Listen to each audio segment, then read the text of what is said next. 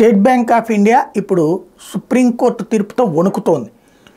వాస్తవంగా తీర్పు ఇచ్చేసి ఎన్నికల కమిషన్కి ఈ ఎలక్షన్ బాండ్స్ డీటెయిల్స్ అన్నీ కూడా ఇచ్చేసేయండి అని చెప్పి చాలా రోజులైపోయింది. గడువు ఇవాళతో ముగుస్తుంది, 15 రోజులైంది.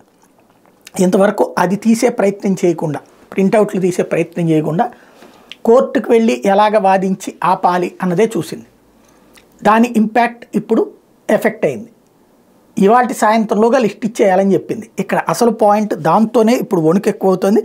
ఎన్నికల బాండ్ల వివరాలను ప్రకటించేందుకు జూన్ 30 వరకు అదనపు సమయం ఇవ్వాలని స్టేట్ బ్యాంక్ ఆఫ్ ఇండియా దాఖలు చేసిన పిటిషన్ సుప్రీంకోర్టు కొట్టేసింది. మంగళవారం సాయంత్రం బ్యాంకు పనివేళలు ముగిసేలోపు మొత్తం వివరాలు ఎన్నికల సంఘానికి సమర్పించాల్సిందని స్పష్టం చేసింది. ఎస్బీ నుంచి వచ్చిన సమాచారం ఈ నెల 15వ తేదీ సాయంత్రం 5 గంటలలోపు అధికారిక వెబ్సైట్లో ఉంచాలని ఎన్నికల సంఘాన్ని కూడా ఆదేశించింది. ఎస్బీఐ పిటిషన్ మీద సోమవారం ఇచ్చినటువంటి తీర్పుతో ఇప్పుడు అటు స్టేట్ బ్యాంక్ ఆఫ్ ఇండియాకి వణుకు, అట్లాగే పార్టీలన్నిటికీ కూడా వణుకే. ఎందుకంటే ఎవరికి ఏమి ఇచ్చాడు అన్నది ఇప్పుడు అందరూ ఒకరినొకరు తిట్టుకోవచ్చు. రిలయన్స్ అంబానీలు, అదానీలు అందరికీ ఇస్తారు వివరాలు, ఏ ఒక్క పార్టీకి ఇవ్వకుండా ఉంటారు. అధికారంలో ఉన్న వాళ్ళకి ఎక్కువ ఇస్తారు, ప్రతిపక్షంలో ఉన్న వాళ్ళకి తక్కువ ఇస్తారు. ఇప్పుడు ఎవడికాడు ఎదురోడి మీద అమ్ముడిపోయారంటారు కదా, ఇప్పుడు చూడండి అందరిది తేల్తాయి లెక్కలు.